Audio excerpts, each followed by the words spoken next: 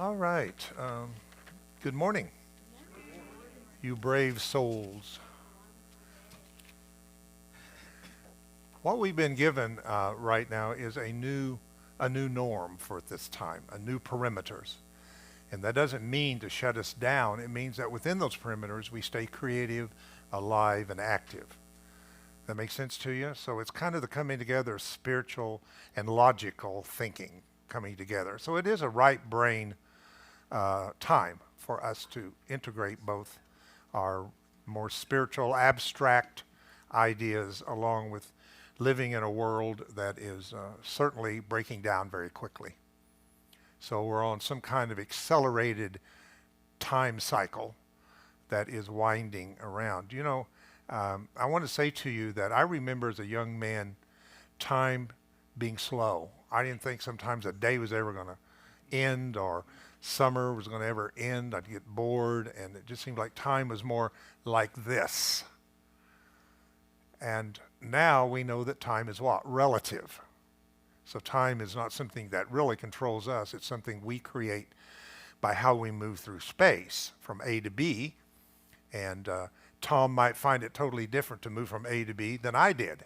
He may find it very slow, not getting there, and I go, whoa, that was really quick, because it's relative to the magnetic fields of my mind and my consciousness, how I process outside of myself. So I just wanted to show you that if you're out here, time is much slower, but everything that spirals in makes it a little faster. Each time it spirals, it gets faster and faster and faster. And what we have known, mostly through the science of Greg Braden and some others, that because magnetic fields are changing due to their frequency called human resonance frequency, that now what we perceived as 24 hours has been 16 hours. This is why you feel like you don't have enough time in a day right now, because it has changed how we process time as it moves in, getting faster and faster from out here.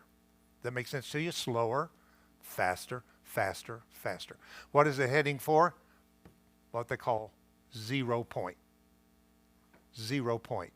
And that is when time as we know it shuts down completely and jumps to a new time system.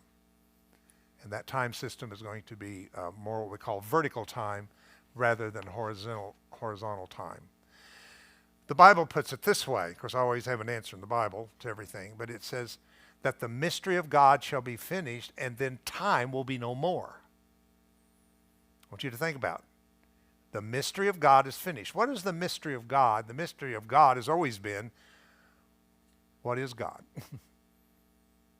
And based upon different perceptions of that, birth religions. So the Catholics have a certain perception of God, the Baptists got a certain perception of God, the Lutherans, even the New Thought people have a different perception of God than everybody else. So everybody's trying to understand this great mystery called God, right? Something that has no beginning, no end. It's infinite. It's beyond our finite brain to really capture this great mystery that we call God, universe, mother, father, whatever we call it. So when the mystery is finished, and the mystery to me is that I am God manifest. And that's kind of why I follow the teacher Jesus, is because I believe Jesus got that idea, that he understood that he was God manifest at a human experience or level or frequency. And that was the awakening of the divine in humanity. Or, Course in Miracles language would be the awakening in the dream. The dream wasn't over, but he was awake in the dream. So every time you have a teacher, whether it's Buddha, Jesus, or whoever you choose as your model, and you all need a model. Don't be without a model. I'm really concerned about all these new age spiritual people that's out there believing they're a God unto themselves without something greater than them. Does that make sense to you? Jesus said the Father and I are one, but he is greater. So you've got to be plugged into something greater than even your own individualization of divinity in a human experience. And of course, I guess that we call that community in a way. Community is when all of us come together and create something bigger than ourselves.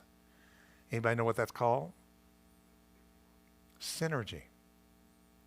We talk a lot about energy, but what is synergy? So each one of you are an energy unit, but together you create something bigger together than the individual. So we're moving from energy to synergy, okay? So the mystery of God is that I am our spiritual identity. Once you know who you are, then the mystery of God is finished. And you don't have to think about something you can't comprehend, because you comprehend it in you. And that's why the teaching was, and boy, the fundamentalists use this on us a lot. Unless you come by me, you shall not come to the Father type thing. What he's talking about is each one of us, when we come to the divine in ourselves, then we have reached the level of the so-called mystery of God. Do you get that? So the mystery of God is I am. I am. I am that infinite, undefinable, non-local being, localized. Now, in Sons of Mind and other things, they call this divine mind. Divine mind. That's what divine mind is. It is a mind that understands its own divinity as it has been individualized. Now, I want to say this. There's a difference in the individual and the individualization of the one. The individual is personality. And nobody's like you as far as your personality and that uniqueness of you. You're an individual. Tom's an individual. Nancy's an individual. She has her own personality. But behind all of that is the individualization of the same one, the universal self, right? So I used to use this example. If we had all kinds of different waters here, like Avian water and Pellegrino and distilled water, those are all individual waters that maybe Tom could have one water, you could have another water, a different kind of water. But if we had one big gallon of the same water, and each one of you had an 8-ounce container, and I poured that 1 gallon of water into each 8-ounce container, I have individualized the same water. So instead of the gallon of water being in a gallon container, it's now in a multiple manifestation, and it's been individualized to you. Does that make sense to you? If it doesn't, tell me. Talk to me. It's not hard. It's just really too simple that it's hard. So, spirit is one God, one being, individualized as you. Then on top of that, you build a persona or a personality, ego, which, by the way, is very body-oriented. The body proves the separation of your persona or your personality. So when the mystery of God is finished, time shall be no more. And if you research that, what it says is, when the mystery of God is finished, there'll be no more delays. So we talk about a lot of things I haven't seen manifested yet. So what's delaying it? In energy language, we call that energy blockages. Everybody's heard of a blockage of some kind. So when all those blockages are done away with, then there is a natural flow of the authenticity of who you are to flow through and manifest as your life. So, it's like a beaver that dams up the river, and the river can't flow through because of the dam. So life is now breaking down the last of the dams. And what will come out of this is a new flow of life and light and love and all the things we talk about, sing about, hold conceptually as a belief system in us. Let it come forth in this particular time. All right. That's all about that I want to do. So I'm doing something a little different. I'm being very risky today. I understand that I could be totally shooting my own foot in some of the things that I'm going to say, because I'm going to bring this into the bigger picture, especially in the 11 o'clock service. But I've been wanting to do this for a long time. I put this together several years ago and called it the Parasite Workshop.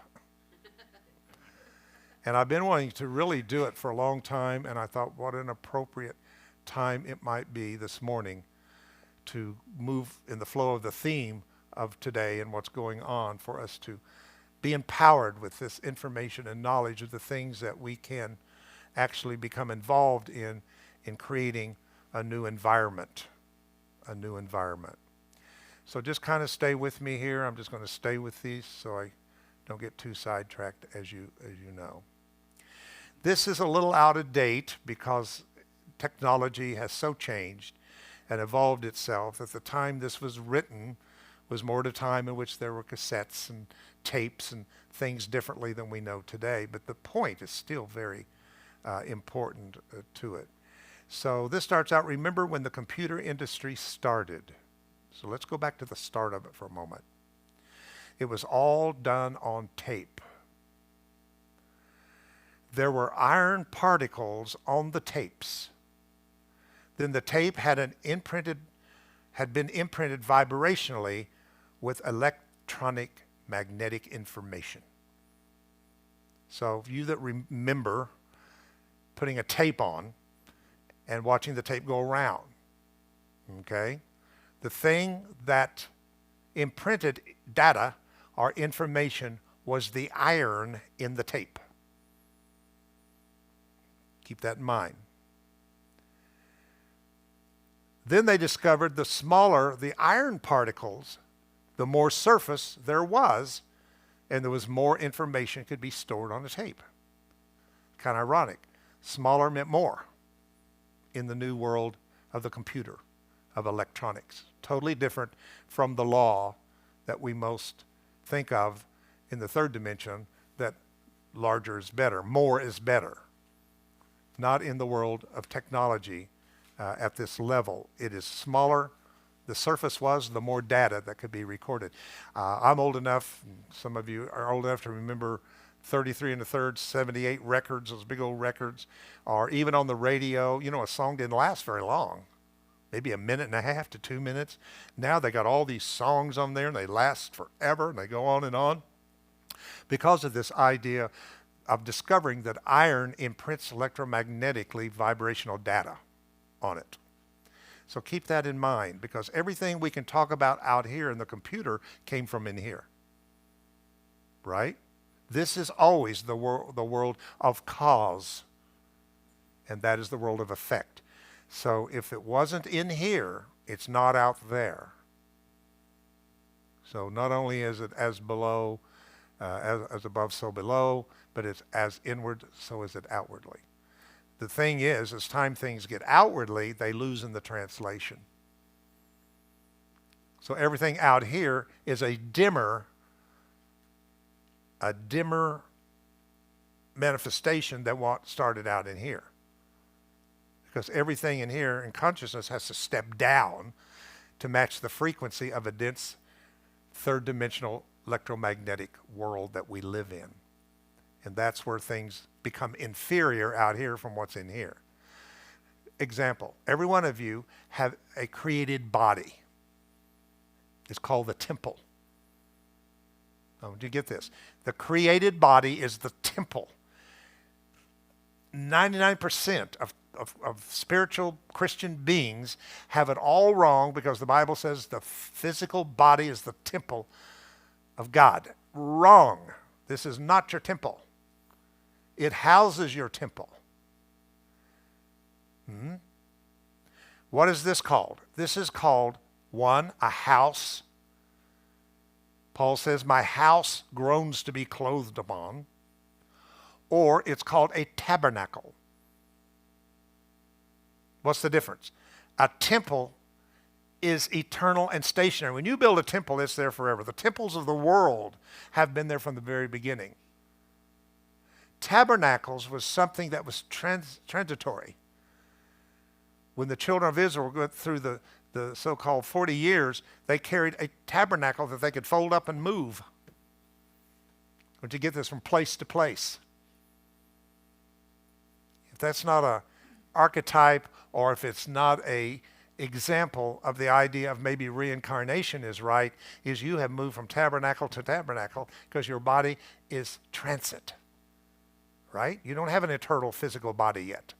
You have a physical body that's made out of time and space, has a beginning, has an end, lives and dies. That's been the way the body has operated unto this time. So God says, I dwell in your temple. Your temple is in your house, but I live in the spirit of you. Are you with me on that? Okay? So your temple is your spiritual body.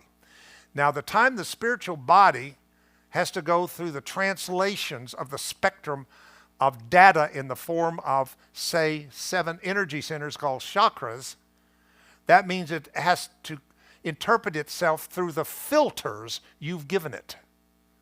So your experience of conception to 7 years old is in your first chakra, which is coming in, incarnating into a tribe, into a family, into a race, into a gender, into a culture, all of the social, cultural, outside experiences that you were born in. How you experience that is energetically written in that data. So that means from the rest of your life, every pattern that has to do with something bigger than you, like a community or a family or a club that you join, is going to be seen through the filter that you created during that time from conception to 7 years old. That's called your root. Root chakra is your root assumptions. They are the earliest assumptions that you made about being here and being a part of the family, of the tribe in which you were born into. Now that becomes a pattern, a filter that you're always going to see. That's why chakra work is so powerful. If you want to change your life, change the data of your chakra. And I could go on and on through those. I won't. But I'm just trying to show you that even though I have this whole perfect created spiritual body, the temple of God in me, where do you think you're going when we say, let's go within? Let's go to that sacred place. Follow the breath. You're going to the temple. You're going to the golden white light temple that houses the authentic expression of who you've been created to be. It just happens that temple is in something temporary in transit called a physical body. So the physical body going through all those filters is a mistranslation of the data of creation because you form it differently based upon outside teaching. So our physical bodies are basically the result of how we perceive ourselves, others, in the world. And that's the blueprint that cells follow when they develop themselves as they look back at the pattern that you have qualified as a perception of who you are. That's why consciousness is the answer. You've got to raise and change your consciousness of who you are. And once you do that, then you change the pattern or the blueprint that the cells follow. Hope that makes some sense to you. Okay. So what we're talking about here is that at the time that the computer industry started, they learned that by putting iron particles in the tapes, imprinted magnetic information vibrationally. So think about that. So when you saw those tapes going around and around, when they come together, they release that data that was in the iron particles into the voice or the sound that you heard on it. All because of iron particles. And at the time this information came out, of course, we developed cassette tapes. Cassette decks is an iron oxidized tape or iron particles on the tape with information vibrationally imprinted on the tape. So when the tape turns into a cassette player, as the heads turn on the tape and each meet, they are in alignment, very powerful. When they're in alignment, there's a clear info sound of music that is released. Wow, I could preach on that, I'm telling you, because every one of you carries the song of life. You hear me? The song of your life. I'm not talking about a song like we sing on a piano. I'm talking about your purpose, your story, your reason to be here is all in every one of you. The Bible calls it a song that no man could learn. You can't learn it because you already got it. You just need to learn you have it. So song means life purpose. Song means your life purpose. And the Bible says, I'm going to give you a new song. That means I'm going to give you a new life. Okay? All right. Iron is a very effective way to store information. The iron particles in the red blood cells stores information. How information or race is passed on to us from mother to child is called gender rational something. Anyway, it's passed down from mother to child. I think so. I'm not sure. I think it's a misspelling here, but I'm not sure what it is. Anyway, it's transgender from mother to child. And of course, that's very important that you understand. A lot is passed down to the child only through the mother, such as mitochondria. If you're Jewish by the mother. You're not Jewish by the father. It's by the mother. So you got to understand, this is why the whole feminine mother idea has been sort of a threat to Yahweh's all masculine religions. Does not like the idea of the feminine being integrated in and work together with the masculine. It wants to stay and keep out the power of what we get through the feminine only that we don't get through the masculine. And this is why Christianity or Yahwehism or Old Testament God has not produced the manifestation of the Christ appearing in the world. Because they have rejected the mother, the El Shaddai, the large and many-breasted one, the feminine aspect of God. Without it, he will never produce anything. He will just keep conceiving and trying to conceive without the conception. That makes sense to you. So think about most religions. It's far-off teachings. It's when you die or when you go in the rapture or when you go to heaven, because they have nothing to produce what they're saying in life. So they got to have another life. They got to have another world. They got to have a heaven that's future and out there. But when you come into balance, the mother-father, the yin and the yang, the male and the female, the soul and the spirit, when they start coming together, then you have something that can take the sperma, the logos, the data, the word of God, if you please, and record it in the iron in your blood to produce a new program.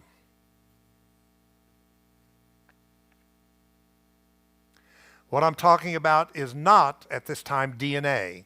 It's a different kind of library of information that is passed down through the blood. Many of you know that Christianity is a very bloody religion.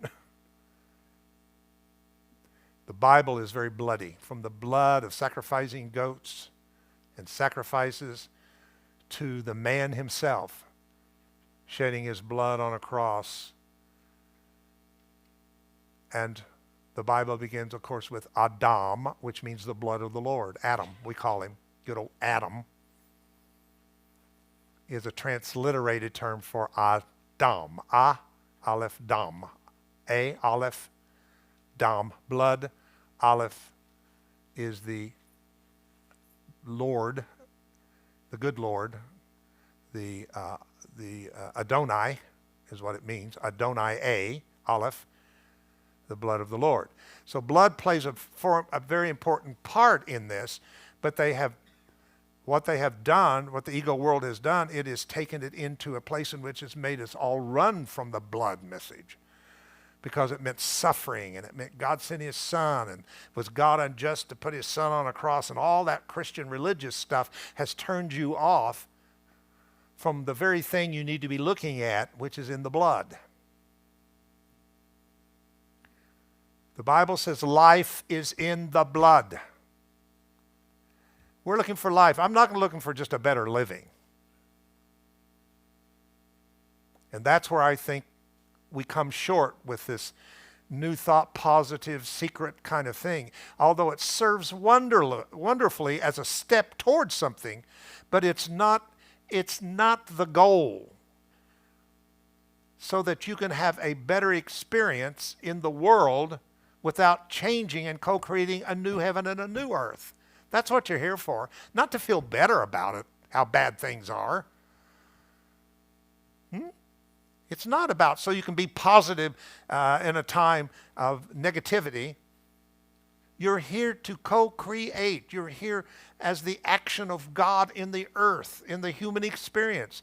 You're here because you hold the seed and blueprint of how we can be a new human living in a new heaven and a new earth right here and now. But most things promise us to feel better. I'm today taking it to a whole different level. I'm going to take you into the big picture out of the small picture. And it's not going to be pleasant, and you're going to have some reactions to it. But please look at your reactions to some of these ideas, especially in the morning service.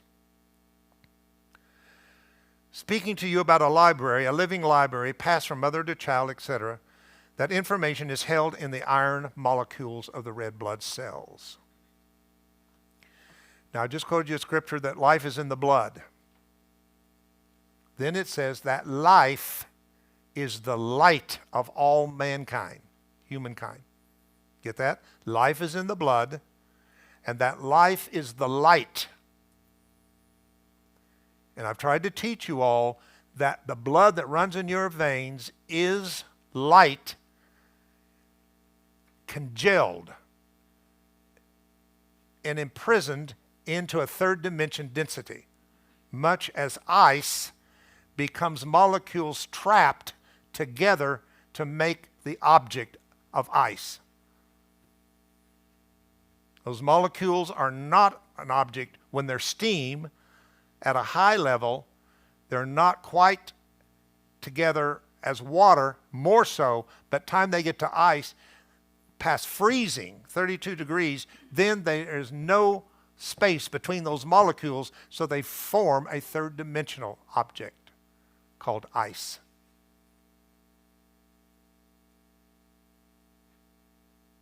That's what your body is. Your body is the cold universe because the frequency or temperature of how man was created, mankind created,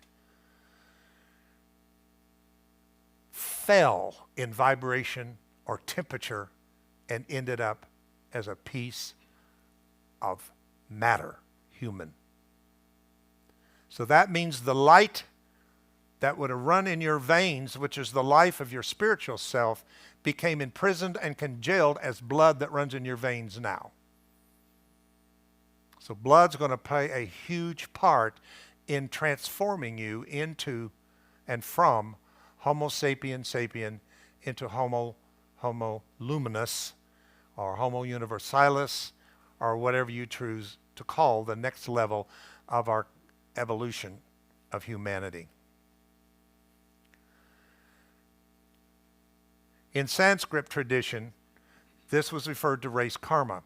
Now, this was very beneficial many hundreds and thousands of years ago to keep people into a tribal position for the survival of the people. At that time, there was not a mixing of races. That was important for tribes and races of people to stay pure in passing down this information. And that is all changed as we become more universal, global beings. You don't see that having to happen to survive any longer. But at one time, it was a tool of evolution. to keep people in passing down their race information, their ancestral race information, was important to the survival of the people. That was a level of early consciousness. So Sanskrit is race karma. Now we are doing human race. Are you following me?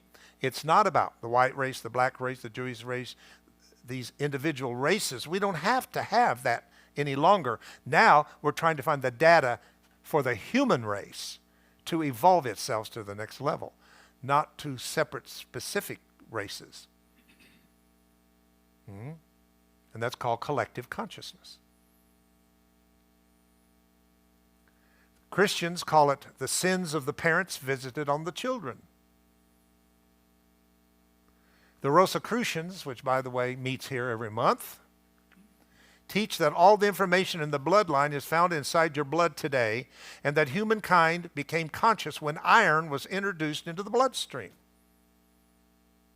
And we went from cold-blooded animal to warm-blooded animal because of iron in the blood.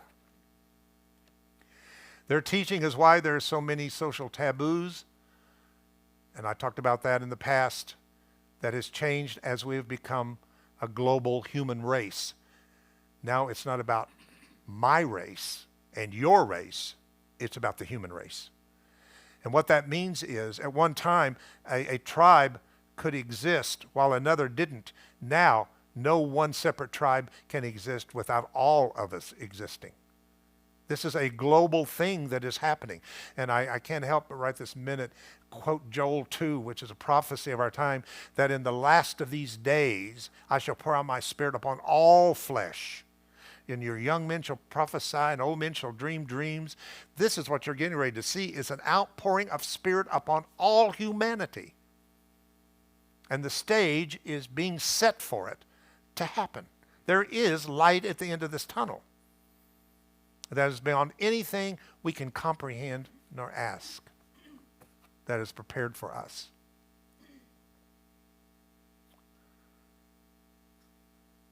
So one is not Jewish unless it's born to the mother. And of course, you have everything from Hitler to the Aryan, keeping the Aryan race pure and all that kind of stuff that happened. It is possible that significant events are stored in the iron of the blood cell, neurological system, and connective tissue of our body. Between these three things, iron in the blood cell, neurological system, and connective tissue, lies body memory. And I've shared with some of you in '88 having that experience of in Memphis, Tennessee, in which I had such an epiphany that didn't come from my brain or my head, but came out of my body. And I knew I had a cellular awakening based upon information that was vibrationally imprinted in the red blood cells that came to light. In other words, the alignment of the tape hit each other, and when it did, it released an electrical charge of data and information that was in me, but it wasn't aligned, like the two wheels of the tape coming together and aligning and releasing the sound of the voice or the music that's on the tape. Whew, if you just think about what's in you, and in the right environment, in the right atmosphere that can be released in you, is going to be phenomenal data and information that has been held back so the world of ego could not take it and restructure it to fit its agenda.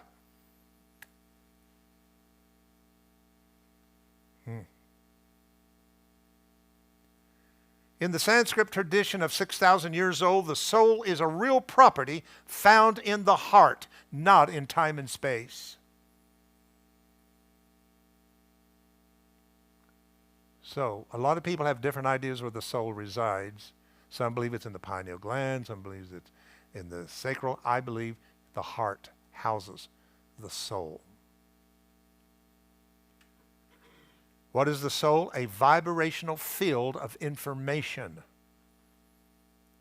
It's not some little ghosty thing. It is where you file information. Some call it your personal Akashic records. It's where you vibrationally imprint your information. And it's transcended to time and space or the laws of the physical universe. That's why the word soul or suke is mostly translated mind in the New Testament. Because the soul is the mind that's out of the head, but the part of the mind that's in the heart. How many of you know science, now I'm going to give you science through heart math, that 40% of the same neurons that make up your brain has now been found in the heart, proving the heart has its own intelligence outside of the head. Science, that's not New Age woo-woo. And it's that 40% of those that holds data that's going to get us through this time of complete death and breakdown to the old and how to get us and bridge into the new is found in the heart. And I will be doing classes on that soon. We need to really understand this, how to access this intelligence that's in the heart. Because we're up here going, what do I do? How do I figure this out? Oh my God, what's going on? That's the brain. Just constantly leading you toward more fear, more doubt. That's what the brain's going to do. But if you can drop down into that information and data that the heart holds, you will feel your way through this. You will be guided. We are the body energetically. Very important. This is what Soma Energetics was built upon, the fact that I chose not to say my body had energy, but my body was energy. And most people still believe the body has an aura. The body has an energy field. No, it is as much energy as anything else, whether it's your etheric, mental, emotional, astral, causal, catheric, I don't care what you call it. The aspects of what you can't see, call your etheric energy body, is not something the body has, but the body is an energy system. Soma is the Greek term for body as an energy system. When we identify with the body only, we are identifying with all of the information and the memory of the human race. In other words, in kind of religious terms, God's got a plan. It's called the plan of the ages. And the plan of the ages is ready to awaken in you. It is ready to be put into action. So don't be like the blind leading the blind, and you both fall in the ditch together. Wait until we have pure intelligence and direction, and the plan of God is activated in our lives individually as well as collectively. What that will mean and how you will know that basically by the fact that you will be one in the right place at the right time. This is how you know when it's activated. You're in the right place at the right time. You're meeting and connecting with people at the right time. Life is aligned and falling together. Is when you know your plan has been activated in you, your purpose. Does that make sense to you? That's how you will know it. There will be much more alignment between your outer life and your purpose life. So everything you need for your spiritual life will align out here in your physical life. You know. So that's important. We call that being spirit-guided, spirit-led. These are religious terms that sometimes we don't get down to the nitty-gritty of what it really means to be that. To be spiritually led means to be in the right place at the right time. For life to align itself to produce the activation of the plan of God to end one world or age and move us into the next world or age. And you and I are living this. It's not a philosophy. It's not a theology. It is a life living through us. This is why this talks about blood transfusions post-surgery. When blood transfusions are done, you've all heard this, how that people all of a sudden like beer and pizza who had no desire for beer and pizza because data is passed on in the iron of the red blood cells from person to person. So it changes your data because remember, you are data made flesh. You are the Word made flesh. So whatever data that you hold is always trying to manifest in you. So think about organs, transplant, all that. It changes people completely because the data has changed. Blood is the opening to mysteries of life. It is a teacher. Spirit plus vibration equals matter, which is blood. I'll say it again. Spirit plus vibration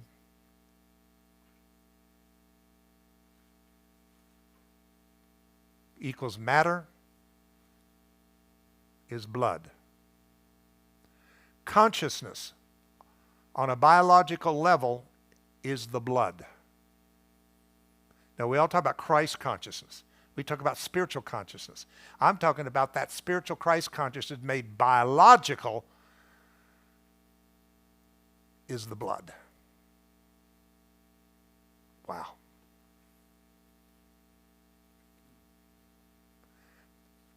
This is what is going to affect health and disease in blood. Today, your physical is merely blood. That's all they need, is they take from your arm blood. Because the blood tells your story where you are right now. Your cholesterol story, your PSA story, your kidneys, your iron.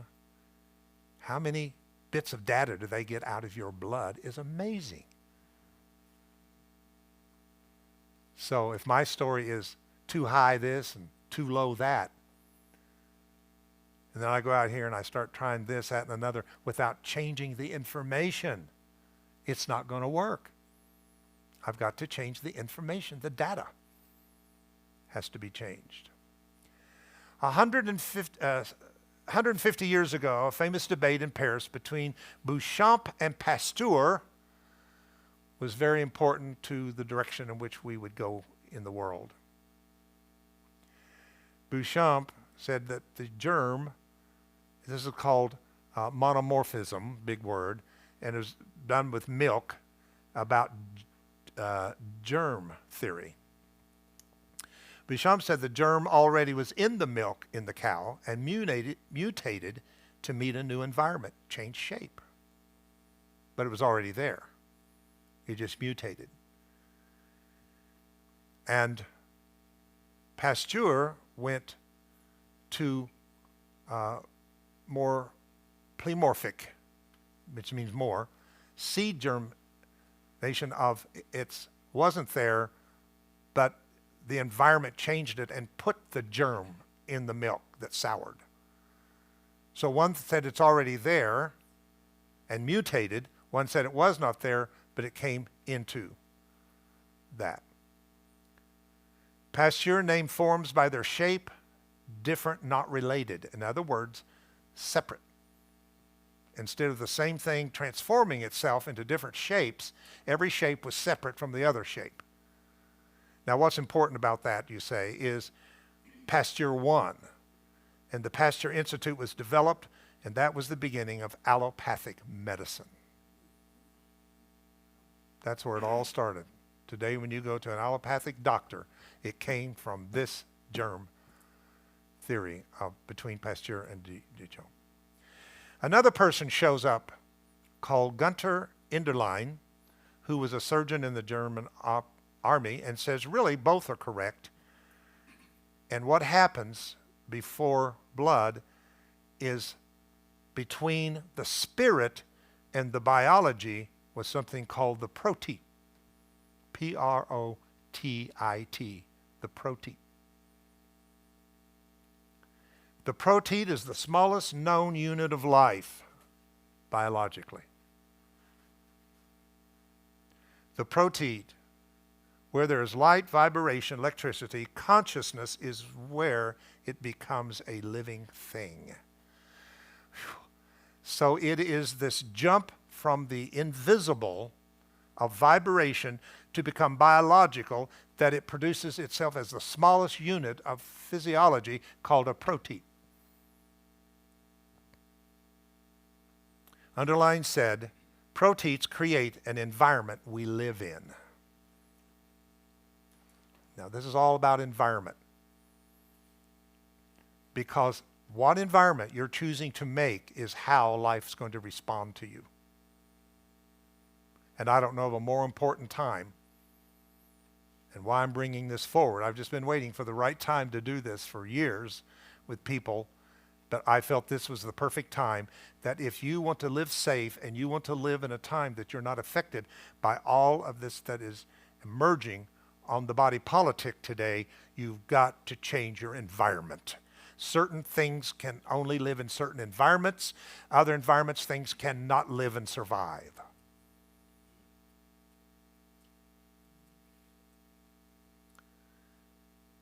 Science and medicine went with Pasteur.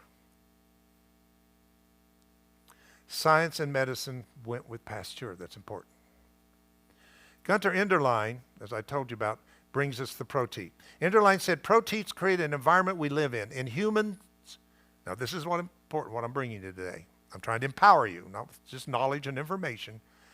In humans, it creates a neutral environment of 7.3 pH measurement of acidity and alkaline.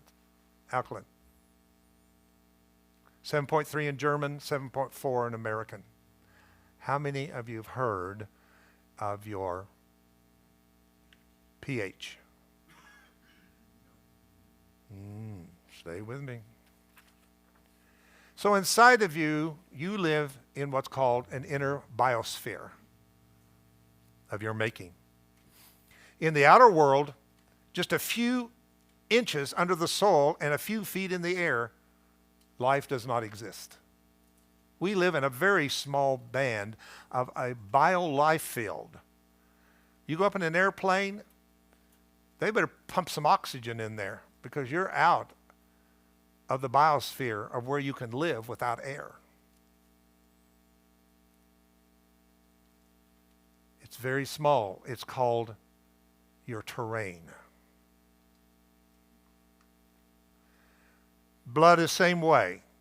Terrain acid, the protein mutates life form to live and makes fungus and bacteria.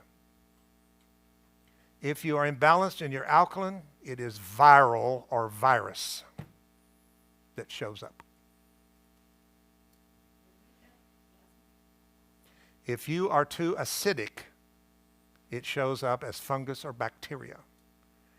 If you are too alkaline, the protein jumps through that filter and becomes viral. Now, people, we live in an extremely acidic world. Our diet is acidic.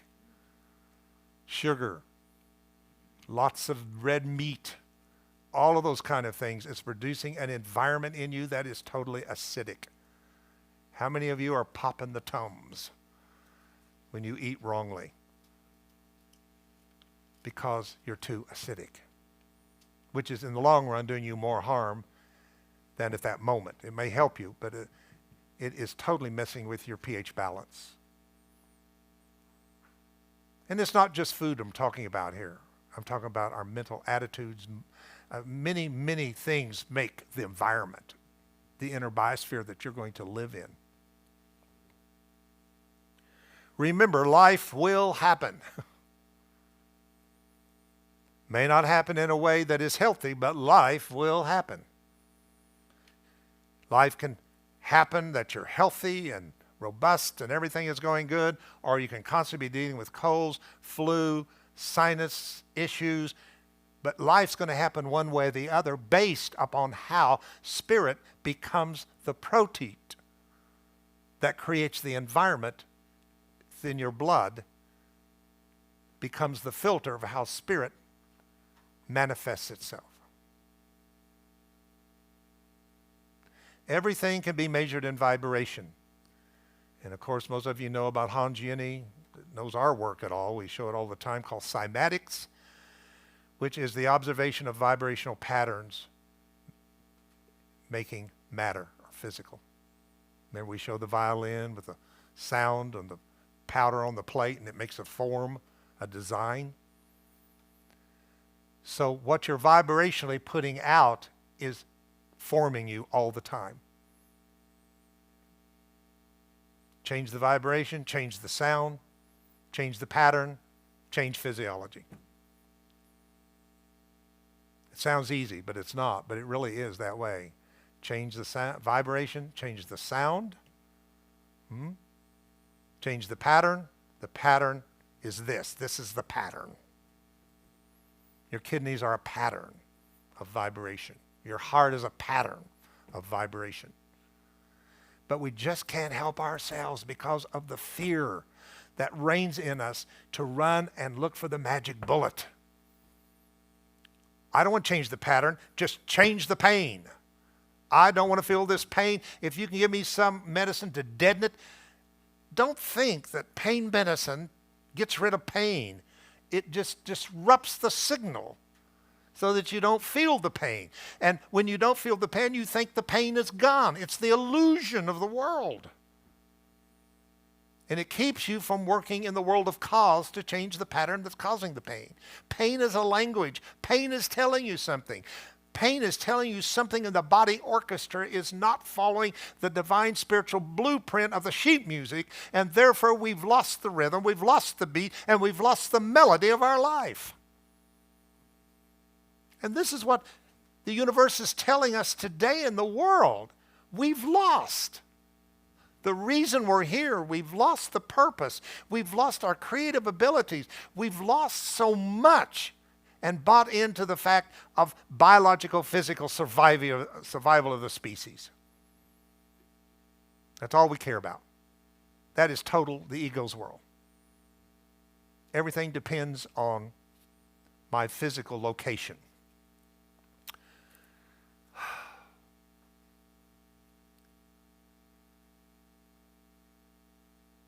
Sacred geometry is one of the oldest sciences. I won't get into that. Observation of the unifying geometry of all things. Okay. Stanford University says that we approximately think 60,000 thoughts in a day. Now again, numbers, whoever you read, can all change. The point is, you do a lot of thinking every day, or you think you do a lot of thinking when you do very little thinking. There's a difference in chemical brain cell firings of the brain than having a thought. You think that's thinking. Oh, I can't stop my thoughts. I can't. No, you can't stop brain cell chemical, electrical firings of old memories that are constantly projecting themselves into your now, stealing your present time to become who you were created to be in the moment. I got to give you one scripture I really like here. Thank God we shall not all sleep. I live on that. Thank God not everybody's going to sleep, but we shall be changed in a moment, in the twinkling of an eye. And that word moment is so cool there. It doesn't mean a moment like 60 seconds or 3 seconds or 4 seconds, something like that. It is from the Greek word atomos. I went to a Greek Orthodox church to check this out. It is atomos. You know what we get from atomos? Atoms. A-T-M-O-S. Atomos is the atoms. It's saying this change will not only be just a ethereal, spiritual, but it'll reach all the way to the cellular, molecular level of your body. How will it reach it? When all of those blockages are removed, that's keeping it from becoming what it is, because the filters are your blockages. That diminishes it into something inferior to what it is. So that means you got a body that can get cancer or has cancer. It means you have a body that can have some other diseases. You have a body that is, and you just see it as your norm. Oh, my mother had it, my grandmother had it, I've got it, my daughter's probably going to have it, my son's going to have it. I mean, that's just where we are. And what is going on today is saying you can't keep this new consciousness you've come to and put it into an old paradigm. Are you with me? You can't put new wine into these old wine sacks. It just won't fly. Oh, so much. My time about up? Oh, no. Anyway, we see 60,000 thoughts. Get this. Sanford found out that 80% of the 60,000 thoughts that you think you have a day are self-referring. What am I going to do? What is wrong with me? It's about me, me, me. 80% of the 60,000. Now get this. 90% of the 80% of the thoughts about yourself are negative, which is 1 every 4 seconds is a negative thought about yourself. That's what tries to emerge out of the brain. I'm not smart enough. I'm not good enough. I'm too poor. I'm not abundant. I'm not this. I'm whatever. I can't be this. Something is wrong. All these creates patterns. Corresponding feeling creates vibrational patterns. I'm trying to hurry. Cells of a like kind come together and function in cooperation. They exchange information. So all of my 80 self-referral thoughts that are negative all group together and form an inner tribe. Oh, could I get into some good stuff here? Because when David became the king, which was divine appointment to become the king of Israel, it said all the tribes came up. And the biggest tribe that came up was the Philistines. You've all heard of the Philistines, the giants. These are your giant negative thoughts that have made the tribe that tries to slay you and keep you from accessing the wealth of information that is placed in the authentic you, that is individually imprinted in the iron of your blood.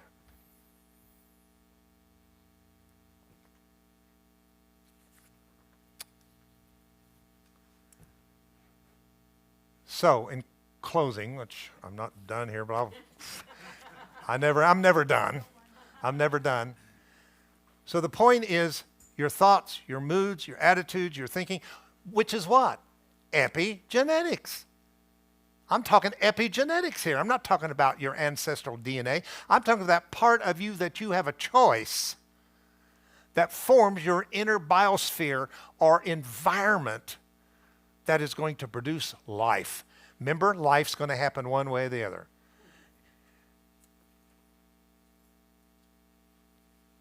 So, there's so much here I wanted to give you. Anyway, we'll move on with that. So, parasites eat sugar, animal protein. Proteins eat the blood. It's imprinted on the iron.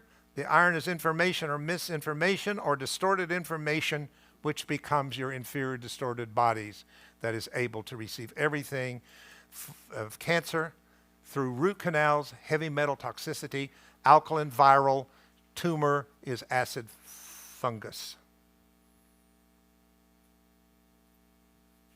So the purpose of this is take charge of creating your inner biosphere or environment that you want to live in here, and it'll show out here. And I will kind of continue this a little bit in the 11 o'clock service. I'm doing a spatial thing. Again, I want to thank all of you that are brave enough to come out today. I think this is ridiculous for us to become paralyzed by this thing with fear. I expect more out of us than that, but at the same time, I see us coupling what we know spiritually and energetically with reasoning and being smart within what has been given us. And I'll talk about that in the 11 o'clock service. If you have your offering for this morning, please give. Yes, and you that are online watching us as we're streaming this morning, we appreciate your continuous support for Light Spiritual Heart Light to continue through this time, and it takes a village. It takes a community. And just remember, we're better together than alone. So we want you to know you're not alone, even you that are choosing not to come here physically and to be with us through the streaming. Know that we recognize your presence and your commitment to this community. Mother, Father God, we thank you for this time together. We thank you that, again, fear has been overcome as light overcomes the darkness, that we have diminished fear a little bit more by showing up today. And we ask the blessings of El Elyon, the Most High God, possessor of heaven and earth. We call upon Michael, the archangel, who is the one who protects us with the violet light. Immerse us in the violet light of your presence. Cocoon us in to the Christ consciousness. We call upon your love and your protection and your guidance at this time, and so it is. Amen. Thank you. Hope that made some sense to you. Contemplate. Everything I'm going to say today, contemplate.